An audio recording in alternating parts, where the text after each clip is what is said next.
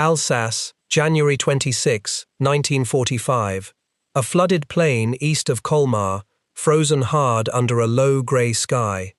A German grenadier of Grenadier Regiment 223 moves forward across open ground toward a tree line, one man in a line of roughly 250, walking through snow that comes above his boots. The ground gives him nothing. There is no fold in the earth, no ditch, no hedge, no wall.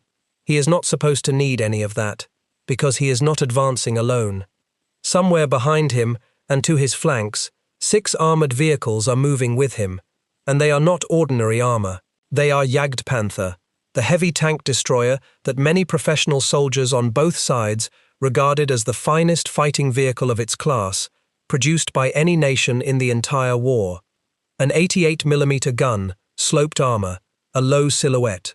Against the American infantry ahead of them, they are effectively invulnerable. The grenadier has been told what he is walking into, and the information is good. Intelligence is correct. The American company holding that tree line has been fought to pieces over the previous day. Of roughly 120 men, the great majority are dead, wounded, or gone. Every officer in the company except one has been hit. The 2 American tank destroyers that were supporting that position have both been knocked out, and one of them is burning. What is left in the woods is somewhere around 19 men with rifles, no armor, no anti-tank weapon that can touch a Jagdpanther from the front, and no realistic prospect of holding anything. By every rule the German army has taught this man, and taught him well, this attack is already decided. German assault doctrine, refined across 2 world wars and tested from the Meuse to the Volga, held that a defending infantry force, once its supporting armor is destroyed, once its strength has been reduced to a fraction, once it has been pinned by a preparatory bombardment, has passed its breaking point. It will not fight, it will withdraw or it will be overrun. The mathematics of the thing are not in dispute. 19 men do not stop 6 Jagdpanther and a reinforced company of grenadiers. This is not arrogance. It is simply the accumulated professional judgment of one of the most competent land armies in human history. And on that January afternoon, in the specific circumstances of that specific field, it is correct in every particular. And for a few moments, it looks exactly like the doctrine predicts. The surviving Americans do fall back into the trees. What the grenadier cannot know is that they were ordered back, that the company still has a commander, that he has put his men into a prepared position behind him, and that he has stayed out in front of them, alone, on purpose. And then fire begins to come down on the German grenadier from a place that cannot be firing. One of the burned-out American tank destroyers, a vehicle already hit, already alight, already smoking, already written off by every observer on the field, opens up with a heavy machine gun and does not stop. Behind that, artillery begins landing on the advancing infantry with a speed and a density that nothing in German experience should permit. Not registered fire, walked in over 20 minutes against a pre-plotted line. Fire that arrives fast, arrives heavy, and then moves, tracking the German advance across the snow as though someone at the guns can see it happening. The grenadiers go to ground where there is no ground to go to. Men die in the open. The armor, which had assumed it was rolling up an empty position, finds itself advancing without infantry, in the flat, with no clear idea where the fire is coming from. The war diary of the German unit involved records the day plainly. 1 vehicle destroyed outright, another disabled, men lost, and the position they were sent to take is still held. The attack fails. 6 of the best armored vehicles in the world, supported by 250 trained infantrymen, are stopped and turned back by an American rifle company that no longer functionally exists.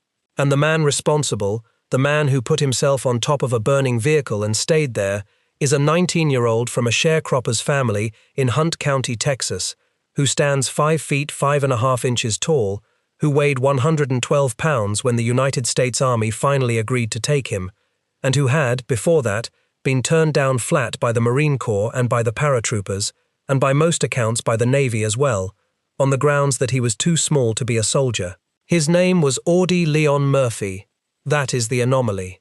And the popular version of what happened next is not exactly wrong, but it is shallow enough to be useless. It says that a small man was very brave, and that his bravery was enough. It is a story about character, and it flatters us, and it explains nothing at all. Because bravery was not scarce in the winter of 1944 to 1945. Bravery was the most abundant commodity on the Western Front. Thousands of men on both sides did exactly what Murphy did, in the sense that they stayed when staying was suicide, and the overwhelming majority of them accomplished nothing whatsoever except their own deaths. Courage on its own is not a weapon, it is a precondition for using one. So the real question is not whether Audie Murphy was brave. He was, demonstrably, and nobody serious has ever disputed it. The real question is why his bravery produced an outcome that German doctrine said was impossible, when the same doctrine, applied by the same German army, in the same province, in the same month, had been working with brutal efficiency against American troops, who were every bit as brave, every bit as experienced, and considerably more numerous. Because it had been working. That is the part the legend leaves out. 12 days earlier and 40 miles to the north, this exact German method had annihilated an American regiment. And the reason it failed at Holtzwihr has almost nothing to do with the size of Audie Murphy's body, and almost everything to do with what he was holding in his hand while he was up on that burning tank destroyer. It was not a rifle. It was a field telephone. And the answer to why that mattered begins 20 years earlier and 5,000 miles away, on a dusty artillery range in Oklahoma, with a group of officers in the most neglected army in the developed world, working on a problem that nobody had asked them to solve. Before any of that, though, the German system has to be taken seriously, because it is the easiest thing in this story to underestimate, and underestimating it makes the whole episode meaningless. Start with the Jagdpanther, because it is the single most concrete expression of German engineering priority in the last 2 years of the war. It was built on the chassis of the Panther tank, and it mounted the 88mm PaK-43, an anti-tank gun of such power that it could destroy any Allied armoured vehicle then in service at ranges beyond which those vehicles could reliably see it, let alone hit it back. Its frontal armour was sloped, thick, and set at angles that made it very difficult to penetrate from the front with anything the American infantry in that tree line possessed. The rocket launcher an American squad carried, the bazooka, was a serious weapon against a half-track or a thin flank plate. Against the glacis of a Jagdpanther, it was, in practical terms, a noisemaker. Germany built relatively few of these vehicles, and every one that reached the front was, in isolation, close to unanswerable. The unit that fielded the 6 vehicles at Holtzwihr was the 654th Heavy Tank Destroyer Battalion, and its own war diary for that day records the operation in the dry, precise language such documents use, describing a battle group with 6 Jagdpanther working alongside grenadiers, split into 2 assault groups. This is not a rabble. This is a professional, well-equipped, competently led combined arms force being used exactly as German doctrine prescribed, and it is worth being blunt about a widely repeated error here, because it matters for anyone who wants the history rather than the folklore.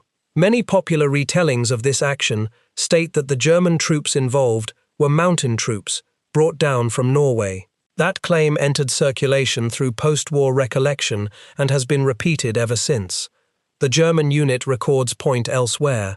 They point to grenadiers of the 16th Volksgrenadier Division, specifically Grenadier Regiment 223, operating with the Jagdpanther of the 654th. The mountain division was real, and it was in the Colmar pocket, and it was fighting hard.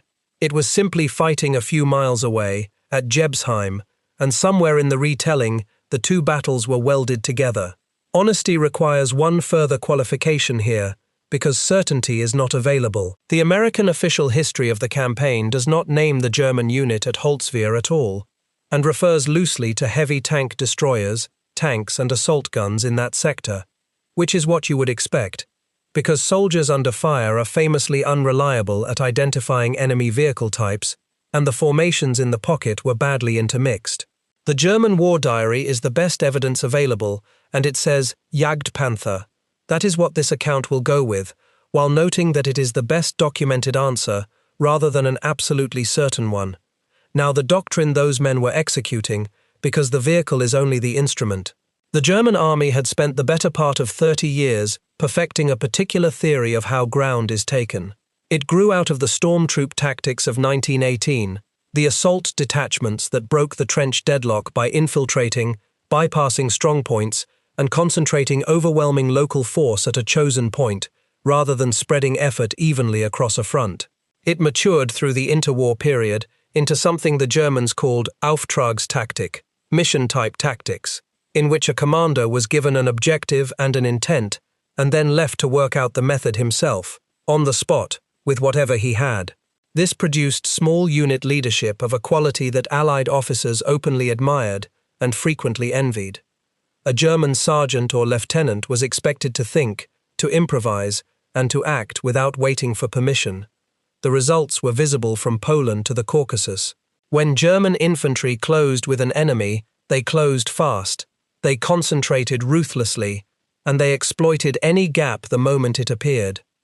There is no serious military historian who disputes that, man for man and unit for unit, the German army of the Second World War was one of the most tactically effective armies ever put in the field. Built into that doctrine, though, was a proposition so obvious that no German staff officer would have thought to write it down. The proposition was this: combat power is located where the soldier is. That sounds like a truism. It is not. It is a theory, and it is a theory that had been true for the entire history of warfare up to that moment. The strength of a defending position is the strength of the men in it and the weapons they are carrying.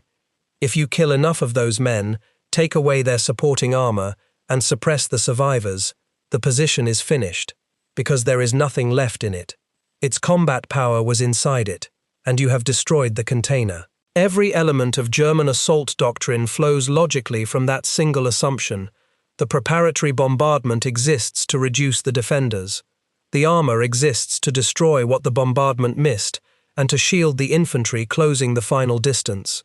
The infantry exists to occupy what remains, and the entire sequence rests on a calculation of the enemy's breaking point, a threshold below which a defending force ceases to be a fighting force and becomes a collection of individuals waiting to be killed or captured. The Germans were extremely good at estimating that threshold. They had been doing it for 6 years across 3 continents, and they were almost never wrong. If this kind of history interests you, the doctrine and the engineering underneath the story, rather than the story itself, consider subscribing and leaving a like.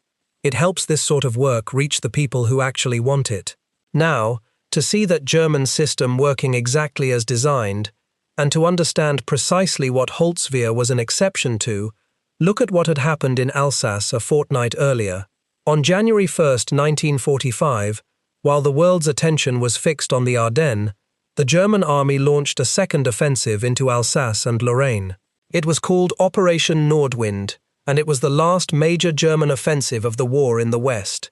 It came at a moment of maximum American weakness in that sector, because divisions had been stripped from the Alsatian front and sent north to deal with the bulge. The line was thin, the reserves were gone, and the weather grounded much of the Allied air power that had been the American Army's insurance policy since the summer. Among the units holding that thin line was the 157th Infantry Regiment of the 45th Infantry Division. These were not green troops. The 45th had landed in Sicily, fought at Salerno, fought at Anzio, come ashore in southern France, and driven north through the Vosges. Its men had been in combat, on and off, for the better part of 2 years. By any measure available, they were among the most experienced infantry in the United States Army. In the middle of January, near a village called Holtzwihr, in the low forested hills of the northern Vosges, the 6th SS Mountain Division, a hardened formation brought down from the Finnish and Norwegian front and rated by Hitler himself as the best assault division he had available in that offensive, attacked into that regiment's sector, with the 361st Volksgrenadier Division coming in from the north. What followed was a textbook demonstration of German method. The Germans did not attempt to break the American line frontally along its length. They infiltrated the wooded ground between the American positions, worked around the flanks, and cut the roads and trails behind the forward companies. Within days, several American rifle companies on a series of hilltops found themselves surrounded, out of contact, and unable to be relieved. Repeated attempts were made to reach them. Tanks could not get up the icy forest trails. Relief attacks were beaten back. Ammunition and food ran out. Attempts to resupply the trapped men by air and by artillery, delivered containers largely failed in the terrain and the weather. And on January 20th, 1945, the survivors on those hills, out of ammunition, out of options, and out of hope, surrendered. The regiment lost something on the order of 158 men killed and 426 taken prisoner, with several hundred more wounded or evacuated sick. Of the men trapped on those hills, 2 made it back to American lines. 2. It was, by the standards of the American Army in Europe, an unambiguous disaster.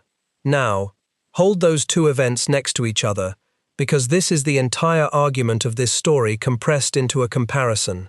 At Holtzwihr, in the 3rd week of January 1945, hundreds of experienced American infantrymen, in prepared positions, on defensible high ground, in units far larger than a single depleted rifle company, were surrounded and destroyed by German combined arms. At Holtzwihr, 6 days later, in the same province, in the same campaign, against the same army, roughly 19 exhausted men and 1 wounded lieutenant stopped an armored assault cold.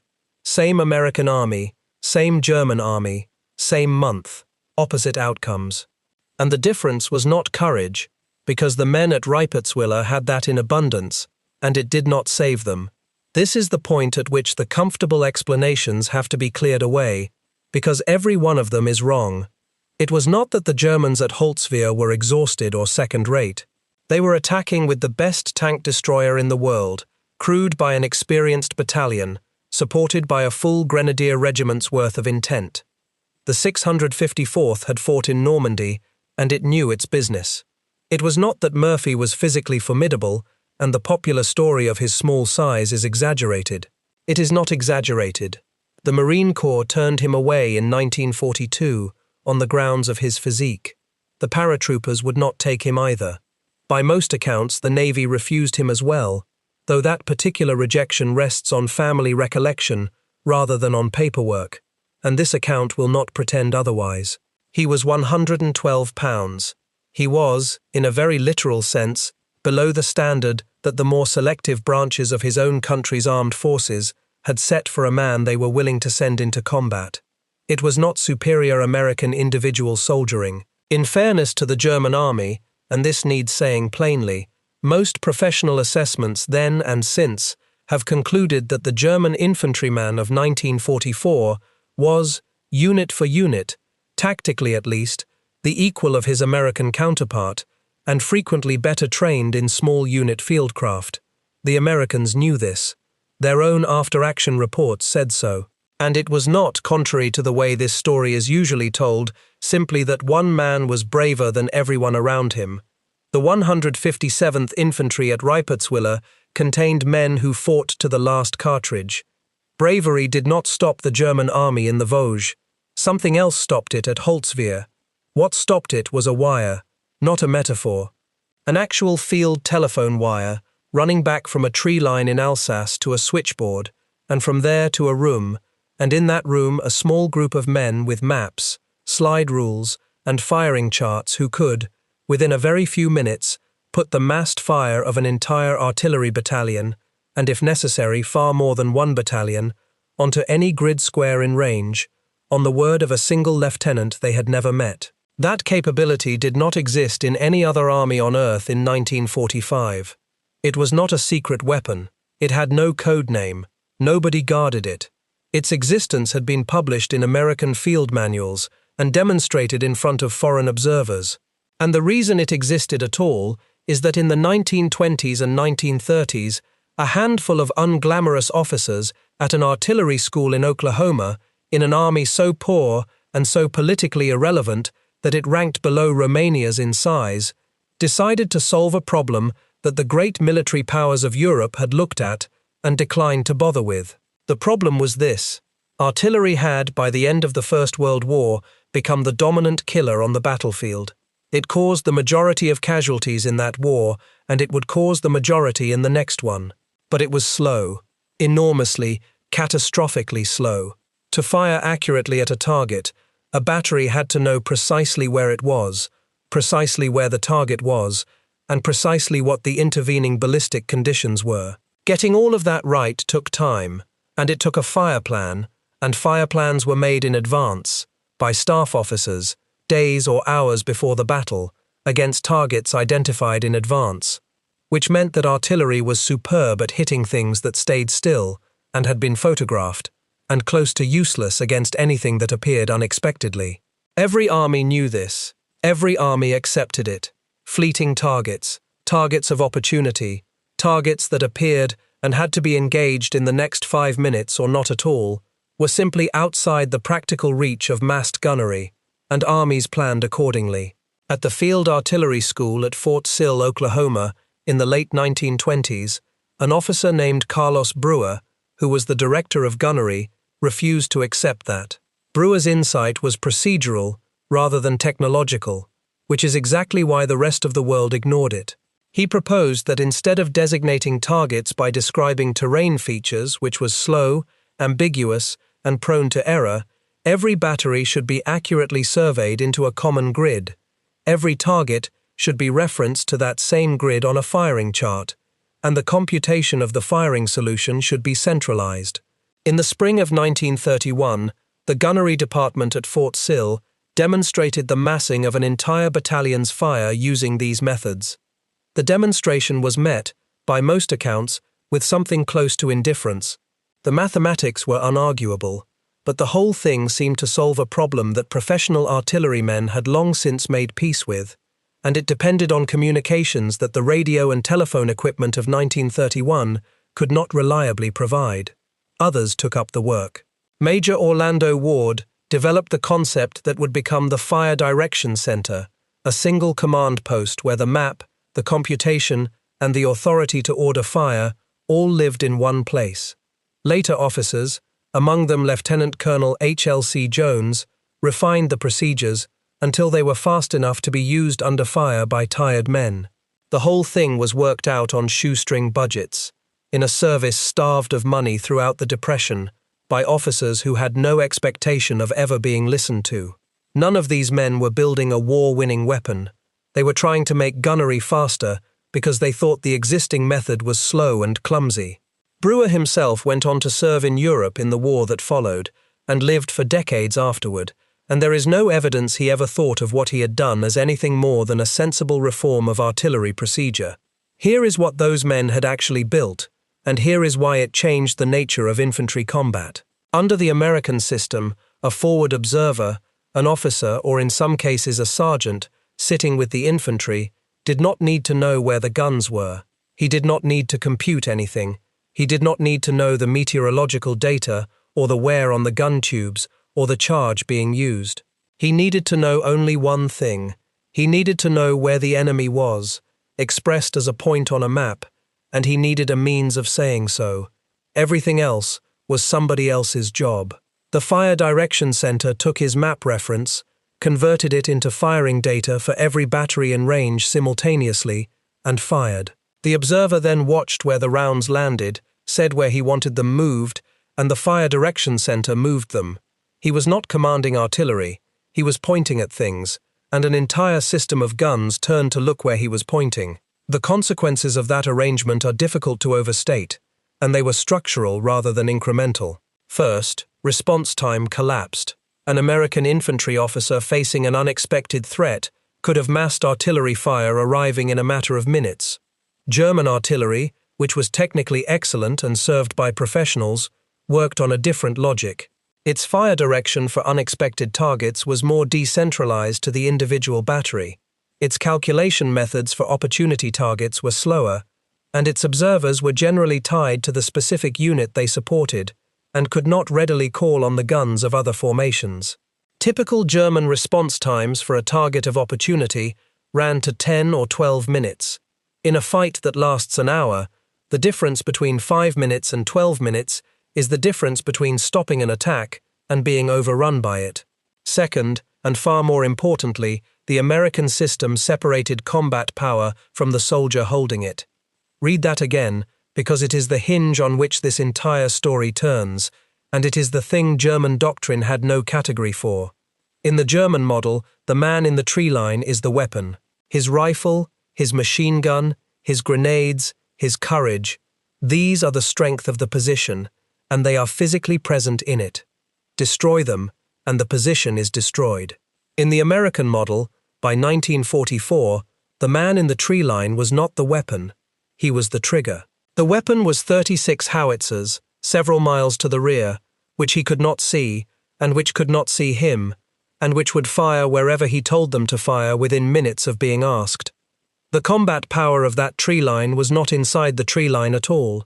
It was distributed across a network, and the 19 men holding it were simply the part of the network that could see. The Americans took this further than mere speed, and the refinement they added has a name that sounds like a technical footnote and was, in practice, one of the most feared capabilities of the war. They called it time on target. The idea is simple to state, and was extremely difficult to execute. Ordinarily, when several batteries fire at the same target from different positions at different ranges, their shells arrive at slightly different moments, because the flight times differ. The first rounds to land warn the enemy, and the enemy goes flat, and the remaining rounds arrive to find men already in cover. Time on target inverted that. The Fire Direction Center calculated the flight time from every participating battery individually and then told each battery to fire at a different moment, precisely staggered, so that every shell from every gun arrived at the target within the same few seconds. There was no warning. There was no first round. For the men underneath it, the entire weight of a division's artillery simply arrived at once, out of a silent sky, with no opportunity to react at all. German prisoners taken in the last year of the war described it repeatedly, and the descriptions have a consistent quality of disbelief, because the experience did not fit anything in their understanding of how guns worked. And underneath all of that, at the level of the individual soldier, sat a further American advantage that is often mentioned and rarely understood properly. The American infantryman carried the M1 Garand, a semi-automatic rifle, and he was the only infantryman of any major combatant power to be issued one as standard. The Germans, for the overwhelming bulk of their infantry, carried the Karabiner 98K, an excellent bolt-action rifle of a design that dated in its essentials to the 1890s. A skilled man with a bolt-action can fire perhaps 15 aimed rounds in a minute. A trained man with a Garand can fire well over 20, and does not have to break his cheek weld and his sight picture to work a bolt between every shot. The argument for the bolt action, which was made seriously inside the American ordnance establishment for years, and was not a stupid argument, was that a semi-automatic rifle encourages men to waste ammunition. The counter-argument, which won, was that in a real battle the enemy is usually invisible. Most fire is directed at suspected positions rather than confirmed ones, and volume of fire against a suspected position is therefore worth considerably more than economy. An army that intends to shoot at places rather than at people needs a rifle that can shoot at a lot of places very quickly. That principle scaled. An American rifle squad, with its automatic rifle and its Garands, could put roughly twice the volume of fire downrange in a minute that a comparable German squad could manage with bolt actions and a single machine gun, and the German squad's firepower was heavily concentrated in that one machine gun, which meant that killing the machine gun crew gutted the squad. American squad firepower was distributed across every man in it. There was no single crew to kill. So even before the artillery is considered, the 19 surviving men of Company B in that tree line were not 19 men in the German sense of the word. In terms of raw volume of rifle fire, they were closer to what a German commander would have expected from 30 or 40. This did not make them a match for 6 Jagdpanther. Nothing an infantry squad carried in 1945 made it a match for 6 Jagdpanther. But it meant that the German estimate of what was left in that wood, an estimate arrived at by counting bodies and applying doctrine, was low. It was low at the level of rifles, and it was catastrophically, unimaginably low at the level of artillery. And the two errors compounded. You cannot destroy that by killing the men. You can only destroy it by cutting the wire. Which is precisely, and this is the grim symmetry at the center of this story, what had happened at Holtzwihr. The men on those hills were not defeated because they were surrounded.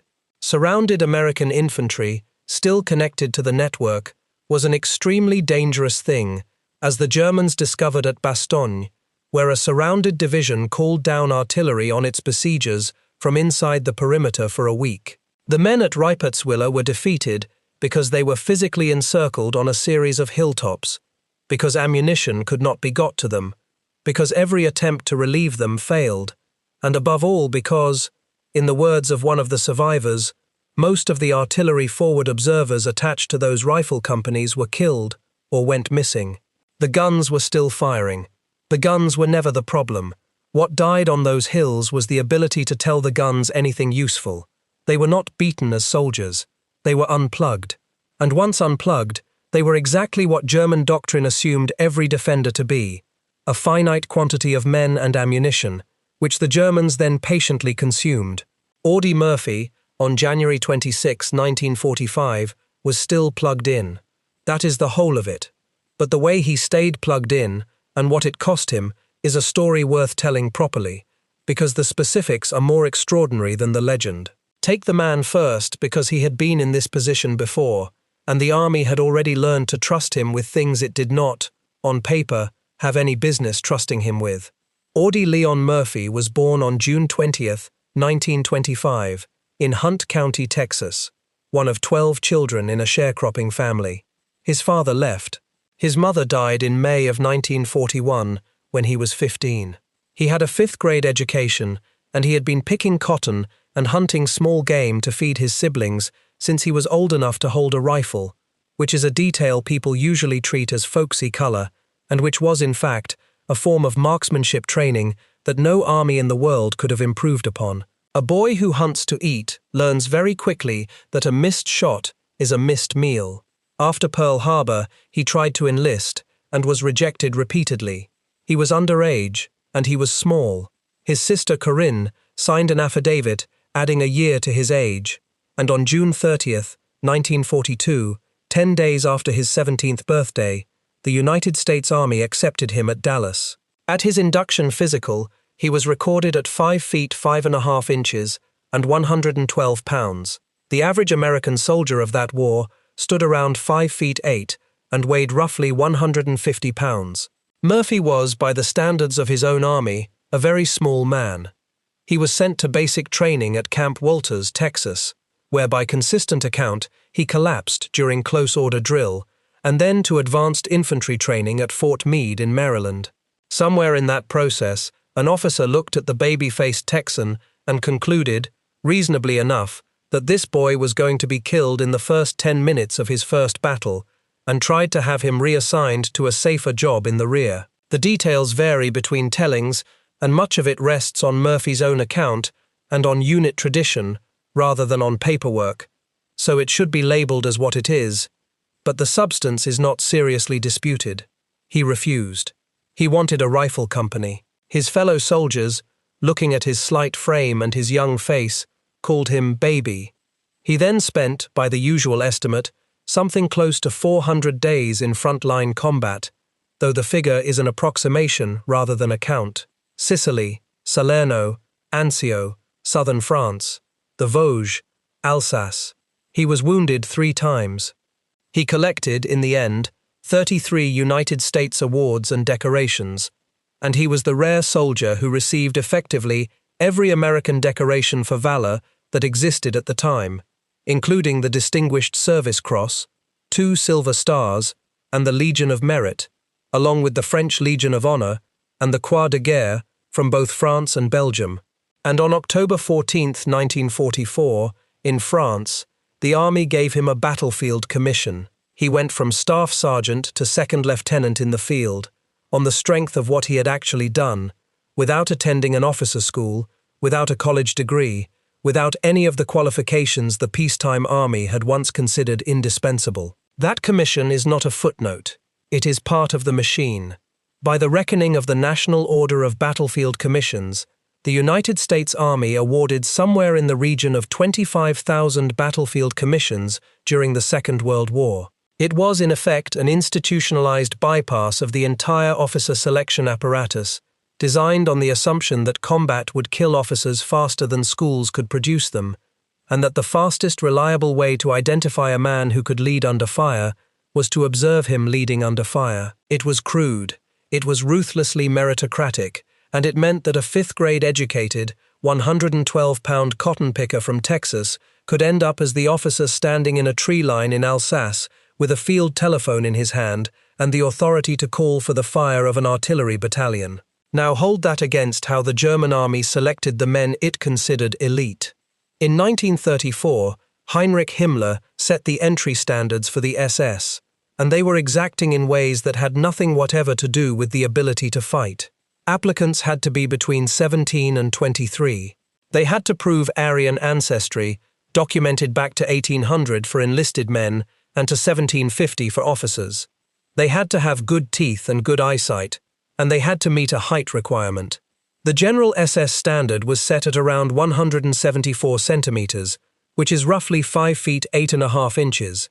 For the Leibstandarte, Hitler's personal guard regiment and the most prestigious formation in the SS, the standard was higher still, around 178 centimeters, close to 5 feet 10.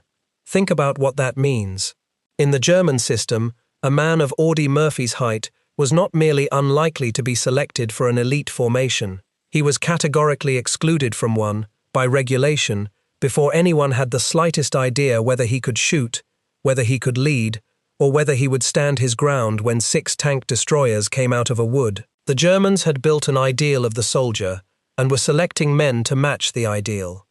The Americans had built a system and were looking for anyone who could operate it. And it is worth noting exactly how the German standard ended.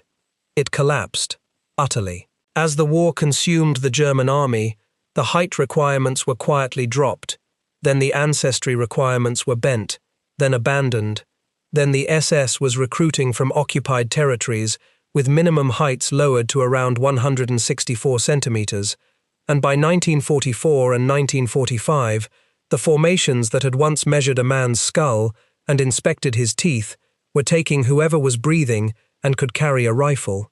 The physical ideal was not a military standard at all. It was an ideological one, and the moment the war became serious, it evaporated, having cost the German army years of selection effort and delivered no measurable advantage in combat whatsoever. The Americans, meanwhile, had rejected something over 40% of the roughly 19 million men they examined for military service, on physical and other grounds. They were not indiscriminate. But their standard was a flaw, not an ideal, and once a man cleared the flaw, the army's interest in his physique essentially ended, because the army did not intend to win the war with his body. It intended to win it with a system that his body would operate. Now, Holtzwihr. By late January 1945, the Germans still held a large bridgehead on the western bank of the Rhine, around the city of Colmar, in Alsace.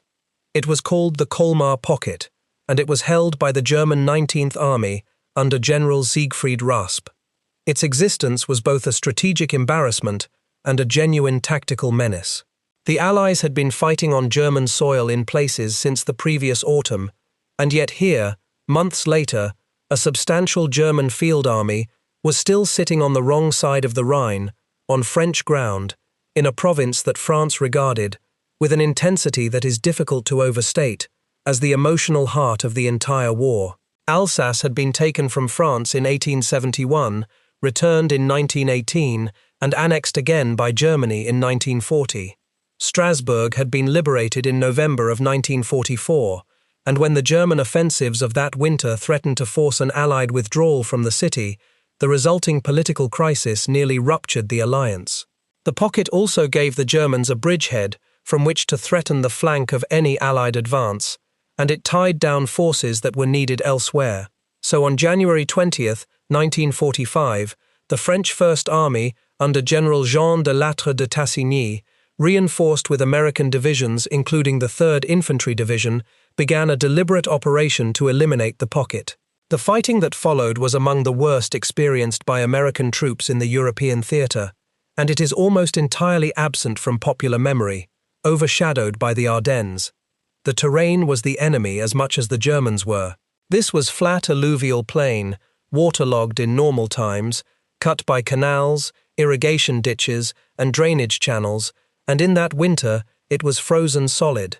There was very little natural cover and almost no possibility of digging in, because the ground was iron, and a man with an entrenching tool could achieve nothing against it. Temperatures were far below freezing. Snow lay across open fields that offered an advancing infantryman not a single fold of earth to hide behind. It was, in other words, the worst possible ground on which to attack, and the worst possible ground on which to be caught in the open under artillery, and both of those facts would matter enormously on the afternoon of the 26th. The 3rd Infantry Division, one of the most heavily engaged American divisions of the entire war, was committed to that fight. Within it was the 15th Infantry Regiment, and within that, Company B. On January 25th, Company B attacked toward the woods south of Holtzwihr and was mauled. The precise figures vary slightly between accounts, but the shape of it is agreed and is not in dispute. The company went in with roughly 120 men. It came out of that day's fighting with a small fraction of that number still on their feet. Every officer in the company was a casualty except one. Second Lieutenant Audie Murphy, aged 19, was left in command of what remained, which was somewhere in the region of 19 men. They were told to hold. 2 M10 tank destroyers from the 601st Tank Destroyer Battalion were sent forward to support them, which sounds like relief, and was not. An M10 mounted a 3-inch gun in an open-topped turret and had armor thin enough that its own crews were under no illusions about what would happen if a Jagdpanther saw them first. On the afternoon of January 26th, at around 2 o'clock, the Germans came. First artillery, then the armor, 6 Jagdpanther, and behind and around them the grenadiers, roughly 250 of them, moving in across the open snow. Both American tank destroyers were knocked out almost immediately. One took a direct hit that killed men in its crew. The survivors got out. The vehicle caught fire and began to burn, sitting out in the open in front of the American tree line, a smoking wreck that everyone on that battlefield, German and American alike, understood to be finished. Murphy sent his men back into the woods to a prepared position and told them to hold there. Then, instead of going with them, he stayed forward, alone, at his command post, with a field telephone, and he began calling artillery fire on the advancing Germans. He was, at this moment, doing the single most valuable thing any American soldier on that field could possibly do, and he was doing it in a position that was about to be overrun. There is a detail here that is often lost. Murphy was not the designated forward observer. There was a forward observer present, First Lieutenant Walter Weisfenning, an artillery officer whose job this was. According to the biographical record, and it should be said plainly that this rests on the biographies rather than on the citation, Weisfenning's radio had failed. If that is right, and the weight of the evidence says it is, then it is the crux of the engagement, because it meant that the only remaining link between the American infantry at Holtzwihr and the American artillery behind them was the field telephone line running back from Murphy's position. One wire. If that wire was cut, or if the man holding it left, the network went dark, and Company B became what the men at Holtzwihr had become, a finite quantity of men and bullets. Murphy did not leave, and when the Germans got close enough that his position was no longer tenable, he did something that has no doctrinal category in any army's manual. He walked out to the burning M10 tank destroyer, climbed up onto its back deck, and took hold of the 50 caliber Browning machine gun mounted on its turret. Consider what that vehicle was, from the German point of view. It was a wreck. It had been hit, it was on fire, it was leaking, and both German and American armored crews of that war had a standing and entirely rational habit of giving burning vehicles a very wide berth, because a burning vehicle is a vehicle whose fuel and ammunition are about to detonate. It is a reasonable inference, and it is worth flagging as an inference rather than a documented German instruction, that in the mental model of the men on that battlefield, the M10 had already been removed from the equation. It was not a threat. It was an obstacle, and a dangerous one to stand near. Murphy turned it into a firing position. The 50 caliber Browning is a weapon that does not care about the philosophical questions here. It fires a round with a muzzle velocity of around 2,900 feet per second at a cyclic rate somewhere between 450 and 600 rounds per minute, and it is effective against area targets out past 1,800 meters. Against infantry advancing across flat, open, snow-covered ground with nowhere to hide, it is not a defensive weapon, it is a scythe. And Murphy was firing it from an elevated position with a clear field of fire across the whole of the German approach, standing on top of a vehicle that was on fire, silhouetted, exposed, and burning. He also, and this is the part that decides the battle, kept the field telephone with him and kept directing the artillery. That is the answer. That is the whole answer. A man on a burning tank destroyer, firing a heavy machine gun with one hand and talking to an artillery fire direction center with the other. The machine gun broke up the German infantry at close range and stripped the armor of its escort. The artillery, coming down on map references that Murphy was calling and correcting in real time, killed the Germans out in the open where they had no cover of any kind. The most famous line associated with the battle belongs to this moment. According to Murphy's own memoir, published in 1949, the artillery officer on the other end of the line asked him how close the Germans were to his position, and Murphy told him to hold the line and he would let him talk to one of them. It is a superb line. It should also be honestly labelled. It comes from the memoir and from later retellings, and it does not appear in the official record, so it belongs in the category of thing that is very probably true in substance and cannot be documented in the archive. This account will not pretend otherwise. What can be documented is Weiss Fenning's own written statement as an eyewitness, describing Murphy alone on the burning vehicle, twice engulfed in smoke and flame from near misses, and killing a group of German soldiers who worked their way up a drainage ditch to within about 50 yards of him. Murphy was hit in the leg. He kept firing. He held that position for close to an hour, by the account of the men who watched him do it, and by the wording of the citation the army later wrote. At some point in that hour, the low cloud that had grounded Allied air power broke, and American fighter bombers found the German column in the open and attacked it. The German grenadiers, taking sustained heavy machine gun fire from a burning wreck they could not suppress, and artillery they could not locate, could not close the distance. They broke and went back, and the 6 Jagdpanther, unanswerable in a duel, and utterly dependent on infantry to protect them from close assault in that terrain, found themselves alone on an open plain with no escort, and withdrew. Murphy came down off the tank destroyer, refused medical treatment, walked back to his men, reorganized them, and led them forward in a counterattack that retook the original positions. The Medal of Honor citation, issued under General Orders No. 65 in August of 1945, credits him with killing or wounding about 50 of the enemy. Honesty requires a note on that figure. It is an official number in the sense that the United States Army wrote it down and stands behind it, but it originated in the recommendation and citation process, based on the estimates of the men who were there. It is not a body count. Some careful modern accounts, including the National World War II Museum, use more conservative figures. What is not in dispute, and what the German War Diary independently confirms from the other side, is that the attack failed, that the 654th lost a Jagdpanther destroyed and another disabled, and that the position held. Lieutenant General Alexander Patch presented Murphy with the Medal of Honor on June 2, 1945, on an airfield in Austria, near Salzburg. Some accounts place it more precisely at an airfield near Werfen. The sources genuinely disagree, and it is a small enough thing that it is worth saying so, rather than picking one and sounding certain. Now, having told it properly, look at the German side of that field again, and the anomaly dissolves into something far more interesting than heroism. The German grenadier walking across the snow was not incompetent, and he was not badly led.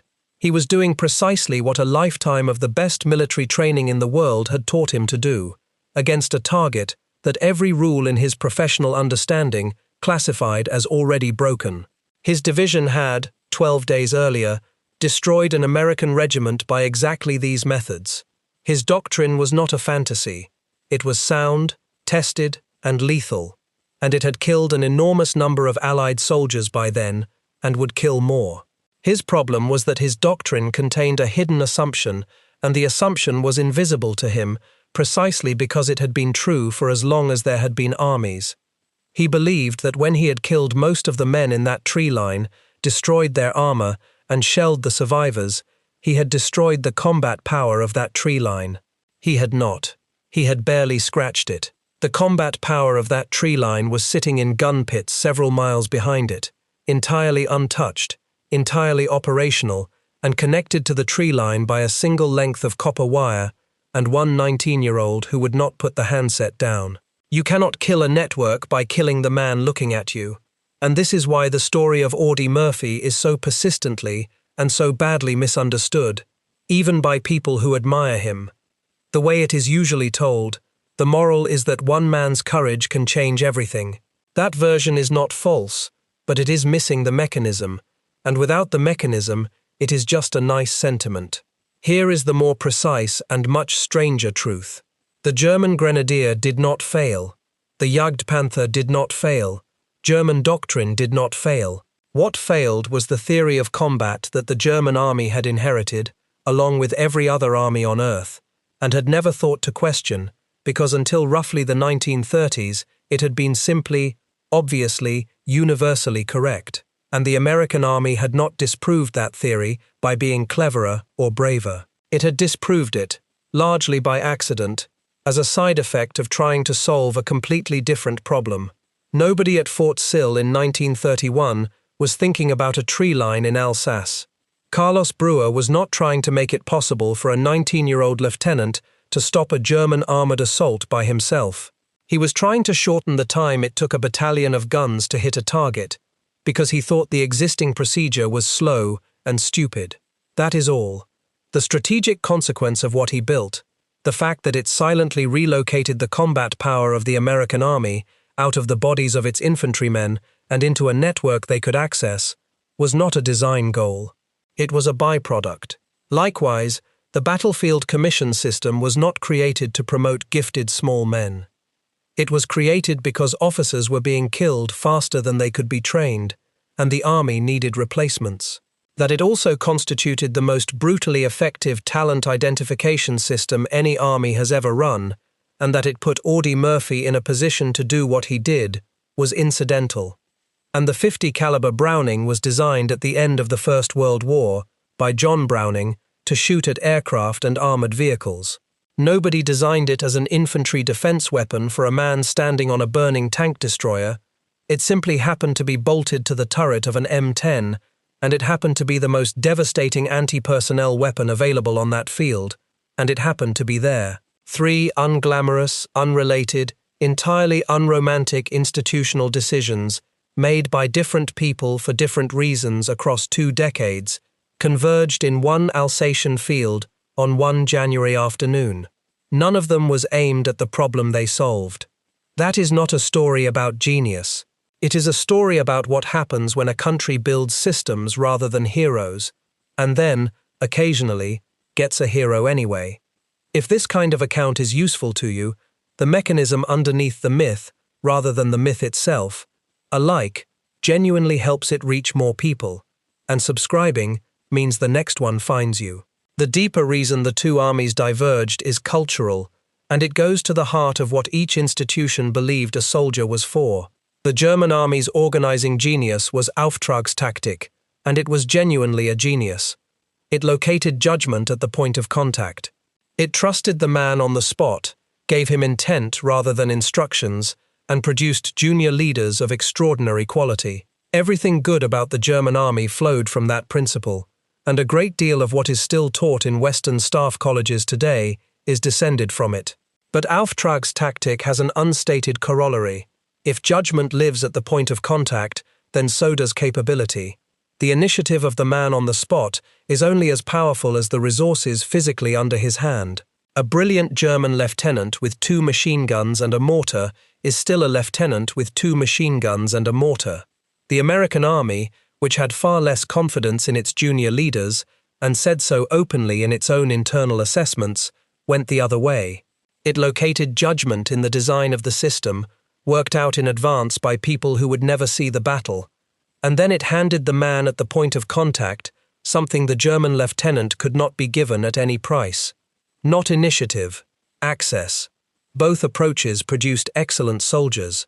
Only one of them produced a system in which the resources under a lieutenant's hand were limited not by what he was carrying, but by what was in range, and in which the answer to the question of what a 19-year-old could bring to bear on a given grid square was, in effect, everything.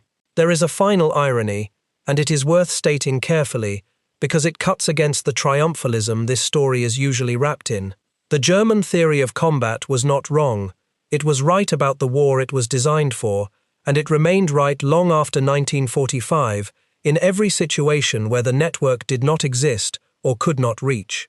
Holtzwihr proved that, and so did 100 other engagements in which American troops, cut off from their fire support, were reduced to exactly the finite, consumable quantity German doctrine had always assumed a defender to be. Cut the wire, and the German model is correct again immediately.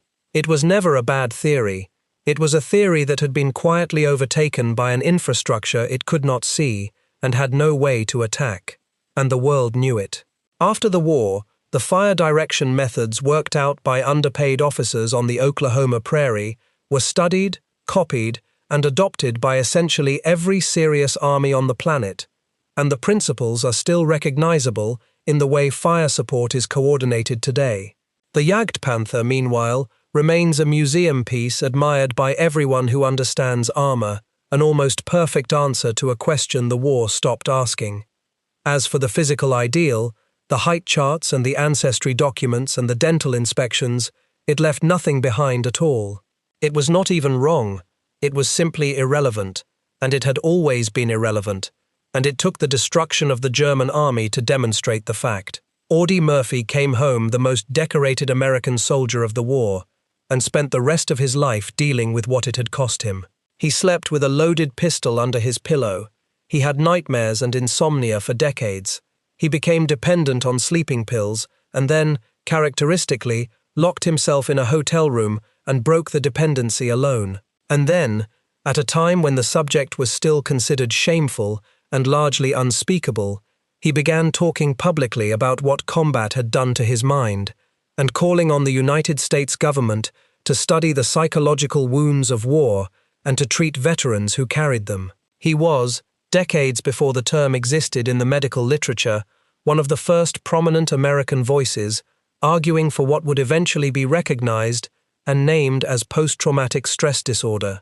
He died on May 28, 1971, in a private aircraft that flew into a mountainside in fog and rain in Virginia.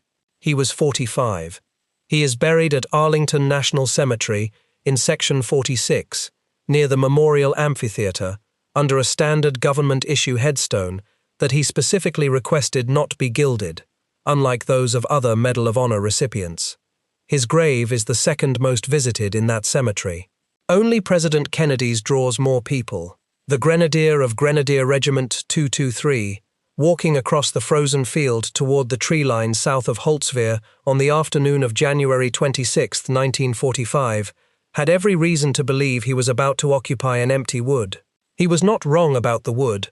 The wood was, for all practical purposes, empty. 19 exhausted men and one 19-year-old lieutenant with a borrowed machine gun do not constitute a defense, and no army in the world, including the American one, would have told you otherwise. What he could not see, what his doctrine gave him no way to see, and what he had no weapon capable of touching, was the artillery battalion sitting quietly several miles behind that wood, waiting for a 19-year-old on a burning tank destroyer to tell it where to shoot. The German theory said the soldier is the weapon. Kill him, and the position dies with him. It was a coherent theory, it was true for 4,000 years, and it was still true in most of the places where fighting happened in 1945. The American theory said the soldier is the trigger, the weapon is somewhere else entirely, and it is listening. Both theories were internally consistent. Only one of them described the field south of Holtzwihr on the 26th of January 1945, and the men who found that out did so at the end of the shortest possible feedback loop, walking through the snow toward a wood they had every professional reason to believe was already dead. If this account gave you something you had not considered before, hit the like button and subscribe. It is how work like this reaches the people who care about the history rather than the legend.